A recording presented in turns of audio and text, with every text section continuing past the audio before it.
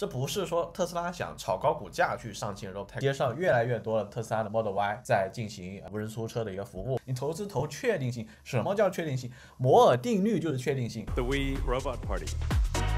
As you can see, I just 很多人认为特斯拉这次的 Robotaxi 不会特别的惊艳啊，我同意这个观点。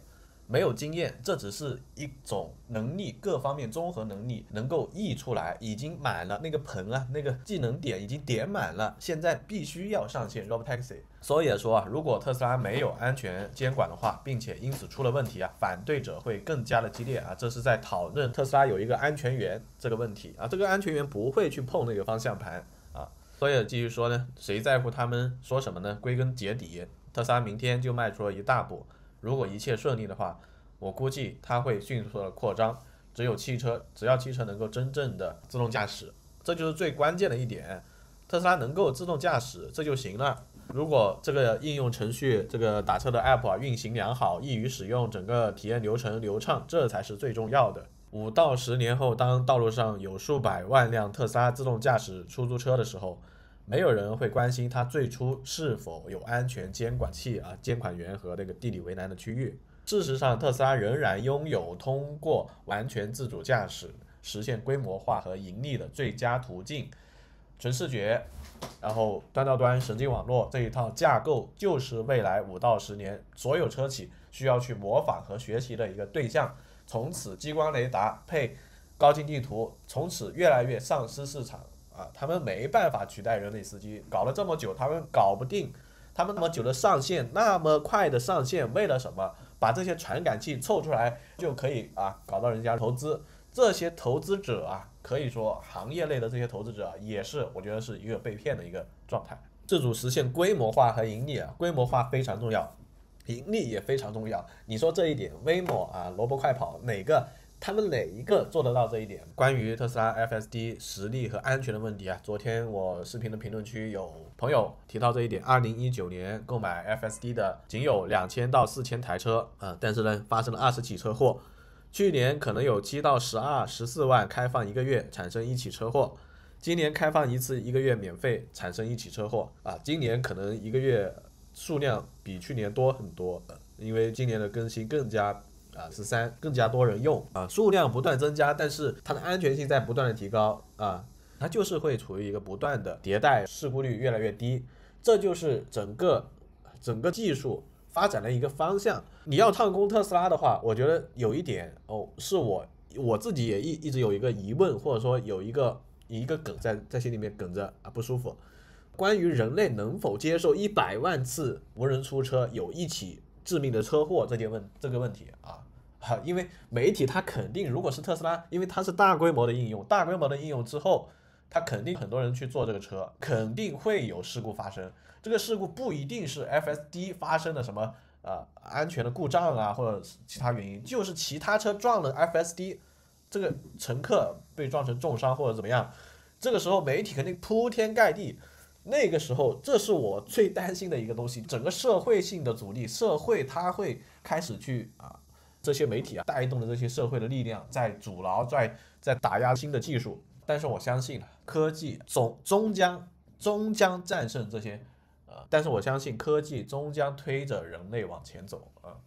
不管是汽车淘汰马车，还是电梯淘汰没有淘汰，还是电梯的出现。电梯的出现也一样以前那也会有事故，就算是现在电梯也会有事故没有说零事故的一个电梯。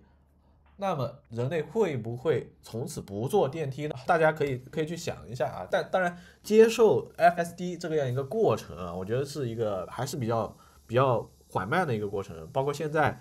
特斯拉 FSD 的一个使用率大概10%左右。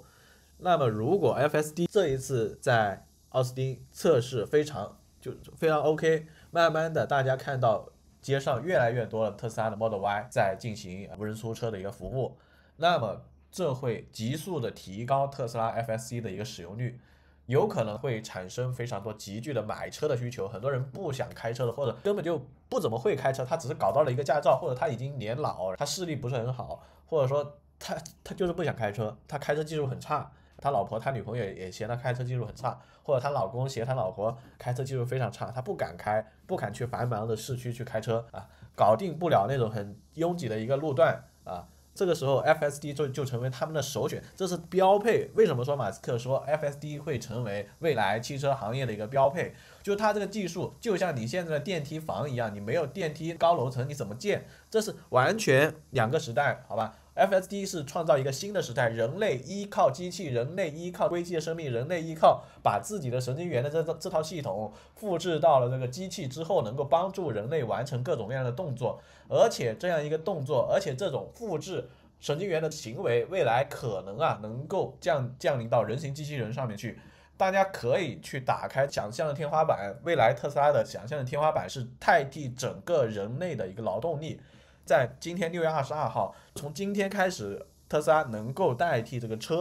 开车驾驶的这个行为，而在未来几年呢，它会代替更多维的人类的一个行为，这都是一套系统，神经元模仿人类神经元，模仿人类理解这个物理世界。所以我这样说完呢，大家觉得还要不要去担心这个问题？明天就是在奥斯汀的这次测试，只要不出现很大的一个事故啊，我觉得 OK 就60分，60分满足了。至于能不能立即炒高股价，这个不知道。如果有非常惊艳的表现，那些直播的人啊，那些受邀请的人全程直播非常完美，整个运行过程非常完美，100%完美，那么有可能能够炒高股价。但是华尔街的 CNBC 啊、CNN 啊，那些路透社、雅虎财经这些啊，这是我最近观察了一段时间，黑特斯拉最多的一些媒体集中在这些地方，他们会开大他们的火力，直接集火攻击特斯拉啊，各种各样的。我昨天我的视频讲的噪音与信号，就是非常多的噪音。一个呢，你看还有安全员，一个呢就说只有10辆车啊。就是说这些人都是 fan boys， 特斯拉的粉丝，全部是推得上邀请的特斯拉的粉丝去坐这个车啊，邀请制啊，本来就10辆车，你怎么可能开放给所有人嘛？你排队排不了这么多人呢。所以，但是这些媒体他不会管这些，他只会说啊，你特斯拉就是邀请制，你找一些 fan boys， 一些 moo boys， 找一些追特斯拉的人啊去坐这个车，肯定会这么说的。所以啊，当然这个就随便他们说，但是啊，这条路径是确定性的。好吧，就解决人类驾驶这个问题，确定性的就是这条路径。大家要明白这种，为什么我们说炒股要炒确定性？你投资投确定性，什么叫确定性？摩尔定律就是确定性。硅基生命啊，人工智能的发展，几十万亿的投资下去，你能够，如果特斯拉搞不定这个物理世界的人工智能的话，你说英伟达这个价格怎么炒上来的，怎么跌回去？我跟你说。美股不用炒了，你如果炒美股，你不看，你如果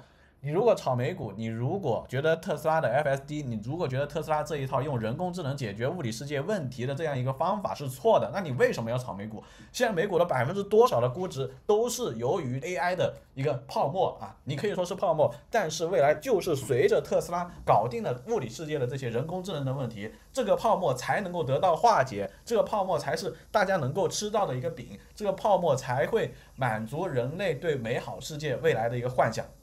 感谢您的收看，我们下期再见。